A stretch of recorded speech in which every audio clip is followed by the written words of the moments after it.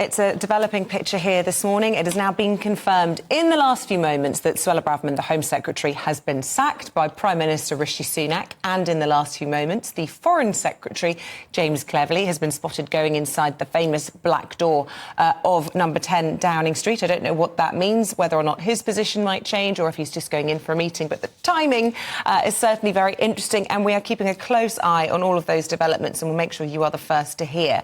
But should we get some reaction to our panel who are here to go through the headline makers this morning? But frankly, there's only one story in town now. Alex Armstrong, are you surprised to see that the Prime Minister has taken this decision? I don't know whether I'm surprised, but I'm going to be very surprised to see what his right-wing side of the parties have to say about this. I know so many of them have publicly come out and supported Suella.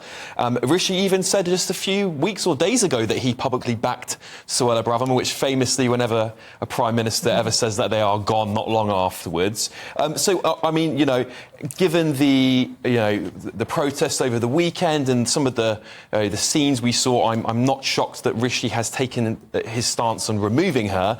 I just don't know how well that's going to play with his base. I don't know how Tory voters are going to feel about it, but let's see. With his base or with... I mean, it's a broad... Well, yes, I believe there's around 30 to 40 within the Conservative Party big Suella fans, and around twice that within the Conservative Party who now find her to be too much. This is the second time she's been sacked as Home Secretary. Yes, it is, actually. Yeah, she's making a habit of it, isn't it? Third time lucky. I agree completely with Alex. I'm not shocked because I think he had to do something. I mean, the thing is, she's so obviously out of control. Her rhetoric is out of control. But she's making Rishi Sunak look weak at a time when the Conservative Party and the leader needs to look strong. As Alex has just said, how this is going to play out with the extreme right of the party, if you can use that phrase, and indeed the Red Wall voters, who she was quite popular with. I mean, we saw at the weekend there were lots of people saying, yeah, Suella, she speaks for the silent majority in this country. Well, a lot of them contacting this very programme this morning saying exactly the same thing. And quite embarrassingly, I think at the Cenotaph, I think she walked up... With James Cleverly. With James Cleverly. She did, yeah. We should get those pictures and roll them. The wreath yes, she did. together. So, but of course, we don't know that he's accepted any role yet, but he's been summoned to number 10. The question I want to get my head around is, what was the straw that broke the camel's back? I mean, we certainly got the sense, didn't we, from Downing Street, that they were very annoyed about the Times article. You could argue that it was their fault for not double-checking before it went out, if they weren't content with it. But do you think, as some are blaming Suella Braverman directly for the disorder that we saw on Saturday? No. Some people saying that she was fanning the flames. That's Hamza Yousaf. And indeed, we've had the Labour leader, Sir Keir Starmer, saying that she demeaned her office and she's done more to stoke hatred than any other Home Secretary. Look, I don't think it is Suella's fault that there was a counter-protest on the weekend. Those protests were organised well in advance. Whether her comments were helpful, that's a very good question to ask people. I genuinely do think that, it's refreshing to see politicians talk about their opinions and to actually give some voice to people who feel they haven't got any. Whether you should do that as Home Secretary is another question to ask. Well, I mean, I think there's a lot of people that like Suella Braverman. I've seen a lot of support for her online, and I know GBNews viewers, a lot of them will also like Suella Braverman.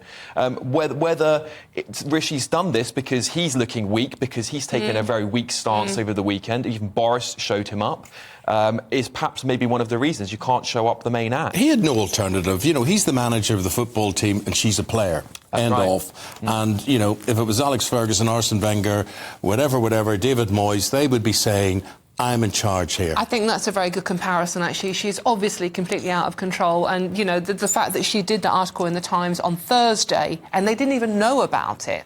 If you are the manager of a football team or running a newspaper, you should know what your key players are up to. Yeah. And they didn't know about that. And, whether she speaks for the silent majority or not, I don't know. But her rhetoric is inflammatory. I think I agree that Policing is done differently depending on the marches, etc. But I think the rhetoric, and I think another thing that was a nail in the coffin for her was the comment about homelessness being a lifestyle choice.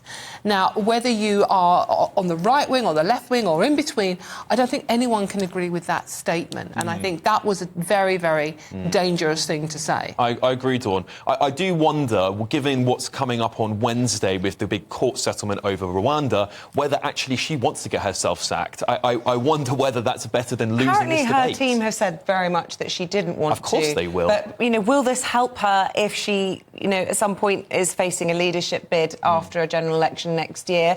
I think probably she's a bit of a martyr now, isn't she, Yes. for a certain faction within the party. I think what's surprising to me, if James Cleverly becomes the new Home Secretary, is that the Prime Minister would feel at a time when the Foreign Secretary's got a pretty big brief himself, dealing with the problems in the Middle East, dealing with the problems with Russia and Ukraine, that he feels now is a good time to move his Foreign Secretary. And you were saying earlier there was lots of talk about whether Jeremy Hunt might survive a reshuffle in coming weeks, because there could be some arguing that he's not doing enough to promote growth or whatever else the party are calling for at the point just this close to an election. Yeah, and I think when you remove someone as big a character as Suella, I mean, she's all over the papers, you have to replace her with an equally strong voice, as particularly, I mean, you're talking about there being chaos abroad, but there's also seemed to be a lot of cultural and political chaos at home. So putting someone who's strong in this position is critical for Rishi's survival as PM, in my opinion. He's now going to have a lot of very vocal backbenchers, including a couple of former prime ministers there. So, he does need to strengthen up his front bench.